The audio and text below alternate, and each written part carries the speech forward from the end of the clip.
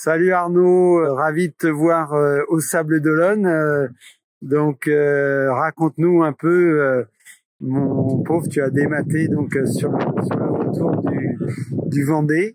Salut, bah ouais, effectivement, j'ai dématé alors que je crois du parcours à faire. Le mât est tombé, j'ai pas pu le récupérer, j'ai récupéré un peu du gréement, la baume. Du coup, forcément, c'était une déception.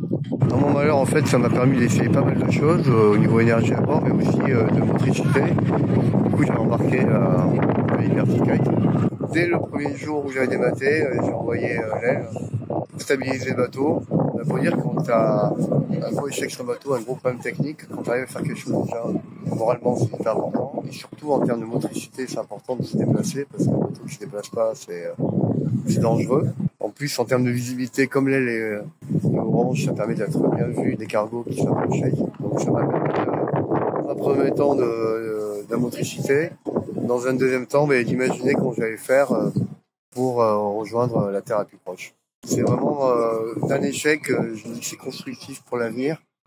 Je pense beaucoup aux bateaux de plaisance, aux petits voiliers du port, mais aussi aux bateaux moteurs. C'est des avaries moteurs, ça arrive souvent. D'avoir ça à bord, ça peut aider. C'est comme un petit sac à dos. Et franchement, c'est hyper facile. Il y a plutôt hyper facile. T'as pas eu de problème particulier pour l'envoyer? Non, j'ai pas eu de problème particulier. Oui, il faut pré-régler la ligne au vent. C'est plutôt simple, ludique, et surtout, ça permet de stabiliser le bateau. T'as pu aller dormir quand même? Ah bah là, je peux dire que après le dématage qui est arrivé fin de matinée, le temps de libérer le gréement, de récupérer un maximum de choses, j'ai installé l'aile dans l'après-midi et après je me suis écroulé de fatigue, de tout. Elle a tenu toute la nuit sans problème. Je suis allé dormir et je vais pas régler la voile toute la nuit.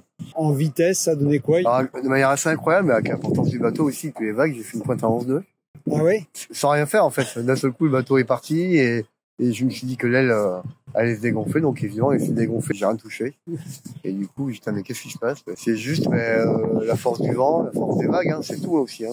L'aile s'est regonflée tout de suite, elle est restée en l'air, elle s'est regonflée. Pointe à 11,2 quand même.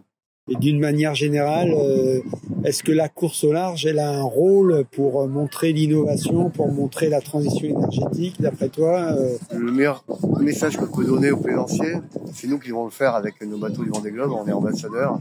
Si on peut faire un Vendée Globe avec des énergies non fossiles, avec un peu d'hydrogène, un peu une aile de kite pour la sécurité, un peu d'hydrogénateur comme fait Yannick, ce serait un formidable message pour tous les plaisanciers et aussi à terme pour les jeunes dans les écoles. Super, écoute, on te souhaite de remater rapidement et puis on t'attend à nouveau sur l'eau au départ des prochaines courses, et toujours avec le petit Liberty Kite dans le bateau en cas de dématage.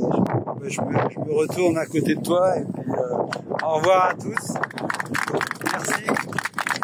Merci, bravo d'avoir amené ton bateau.